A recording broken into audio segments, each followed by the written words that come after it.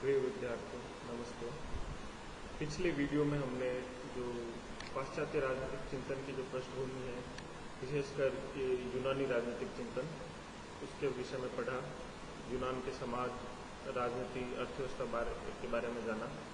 तत्पश्चात हमने जो प्रमुख यूनानी विचारक है प्लेटो, उनके जो विषय में भी कुछ चर्चा की। वर्तमान जो वीडियो है उसमें हम जो प्लेटो हैं उनके विषय में विस्तार से चर्चा करते हैं। प्लेटो के विचारों के बारे में, उनकी पृष्ठभूमि के बारे में। तो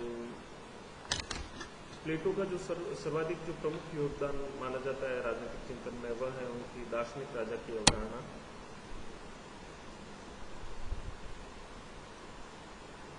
प्लेटो के जो राजनीतिक विचार हैं वो मुख्य रूप से एथेंस की जो दुर्दशा थी उसमें सुधार से प्रेरित थे,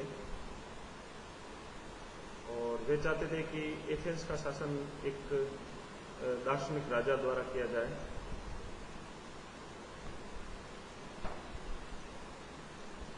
प्लेटो के जो विचारों को जानने के लिए हमें ये जानना पड़ेगा कि उस समय एथेंस की क्या दशा थी जिसके कारण प्लेटो चिंतित थे और उसमें सुधार चाहते थे। प्लेटो ने जो स्वयं जो अवलोकन किया उसके साथ साथ उनपे कुछ उनसे पूर्ववर्ती जो दार्शनिक थे या उनके समकालीन जो दार्शनिक थे उनका भी प्रभाव था। उनमें प्रमुख थे सुकरात, पाइथागोरस, हेराक्लिटस और पार्मेनिडेस।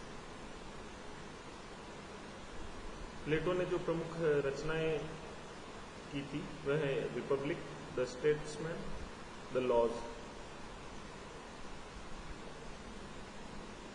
उनके जो प्रमुख आलोचक थे वही उनके प्रमुख शिष्य भी थे, वह थे अरस्तु।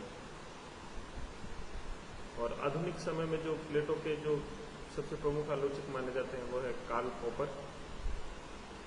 उनकी प्रसिद्ध रचना है open society and it's enemies, स्वतंत्र समाज और उसके शत्रु, जिसमें वे प्लेटो, हीगल, कार्ल मार्क्स आदि को स्वतंत्र समाज के सबसे बड़े शत्रु मानते हैं।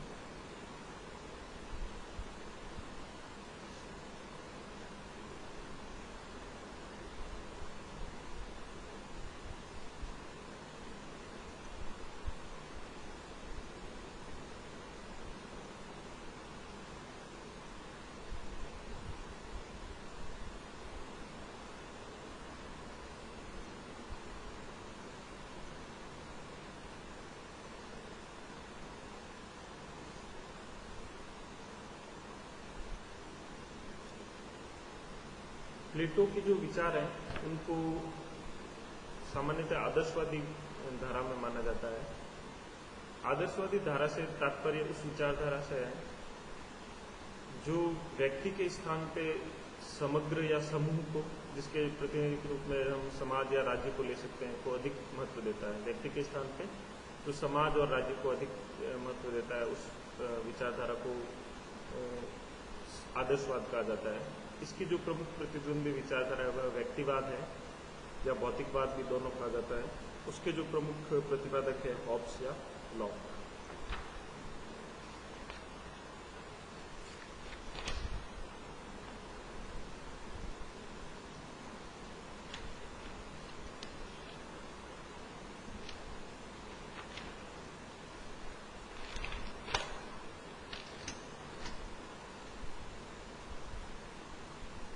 अब हम आदर्शवादी जो विचारधारा है उसके जो प्रमुख अर्थ को कुछ बिंदुओं के माध्यम से स्पष्ट करते हैं। यदि स्वयं पर संपूर्ण को प्राथमिकता दी जाए या स्वयं हित पर समाज हित को प्राथमिकता दी जाए तो वह आदर्शवादी विचारधारा का लक्षण माना जाएगा। व्यक्ति के बजाय राज्य को अधिक प्राथमिकता देना। आदर्शवाद में अधिकारों का सिद्धांत नहीं होता, यह उदारवाद के साथ शुरू हुआ। आदर्शवाद में केवल कर्तव्य ही प्रमुख है।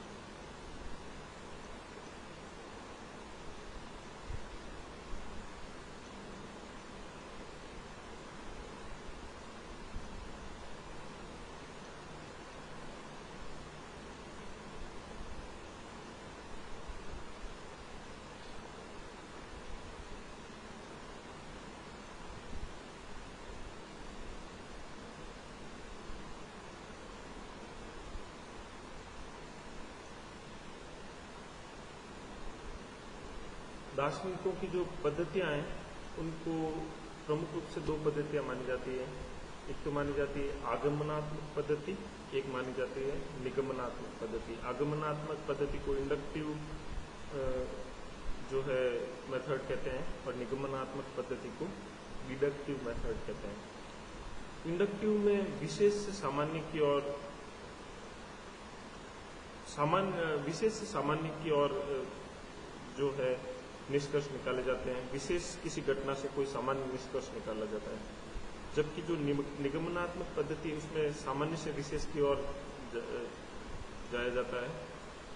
जैसे आगमनात्मक पद्धति का हम उदाहरण देख सकते हैं, जैसे न्यूटन द्वारा जो गुरुत्वाकर्षण की खोज की गई, किसी निश्चित घटना के द्वारा किसी सामान्य नियम की व्याख्या की गई थी। इसमें सामान्यतः जो दार्शनिक होते हैं वह निगमनात्मक होते हैं, अर्थात वे उनकी जो धारणाएं हैं वो उनमें वस्तुनिष्ठता होती है, वस्तुनिष्ठता के स्थान पर व्यक्तिनिष्ठता होती है। वस्तुनिष्ठता का उनमें सामान्यतः अभाव माना जाता है। सामान्यतः जो दार्शनिक होते हैं वो निगमनात्मक पद्धति के पक्षपाती होते हैं। प्लेटो को है राजनीतिक दर्शन का पिता कहा जाता है और राजनीतिक विज्ञान का पिता अरिस्टो को कहा जाता है।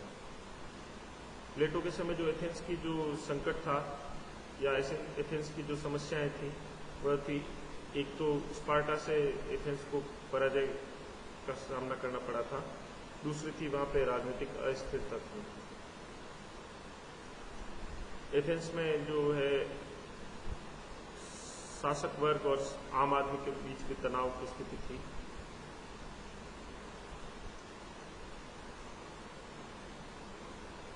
प्लेटो के अनुसार किसी राज्य के पतन का प्रमुख कारण राजनीतिक भ्रष्टाचार होता है।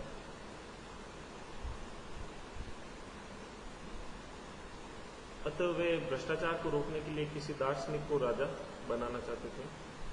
उनके जो गुरु हैं सुकरात, उनका एक प्रसिद्ध कथन है कि ज्ञान ही सद्गुण का एकमात्र स्रोत है, नॉलेज इज वर्च्यू।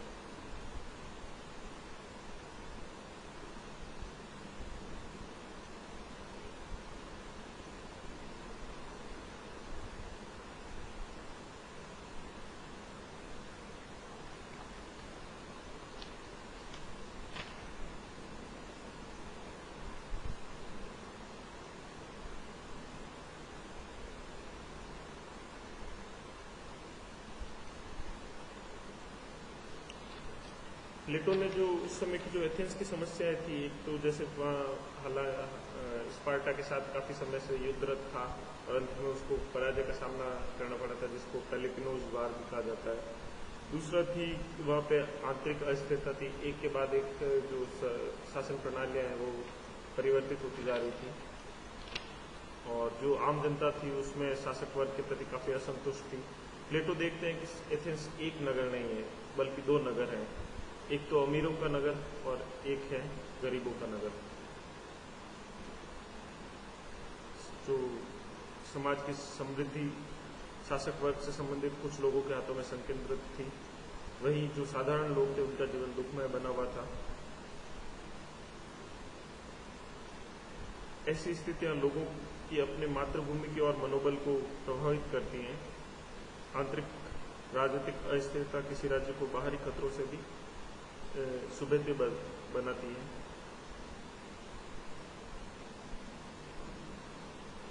समस्या शासक वर्ग में भी थी। एथेंस का शासक वर्ग भ्रष्ट था। वे जनहित में शासन करने के बजाय स्वयं हित में शासन का संचालन करते थे। शासक वर्ग धन शक्ति के लिए कार्य करता था, वे किसी उच्च आदर्श या जनसेवा के लिए कार्य नहीं कर रहे थे।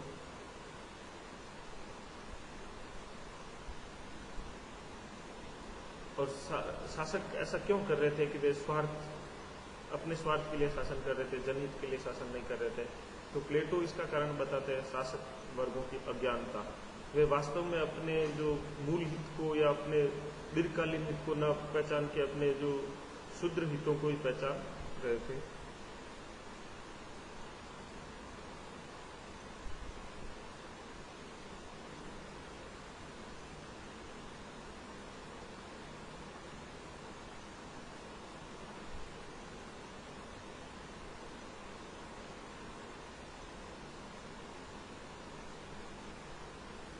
प्लेटो उनमें ऐसा मानते हैं कि उनको वास्तविक जो हित है या वास्तविक उनके जो हित है उसकी उनको शासक वर्गों को जानकारी नहीं, इसलिए वो ऐसा व्यवहार कर रहे हैं।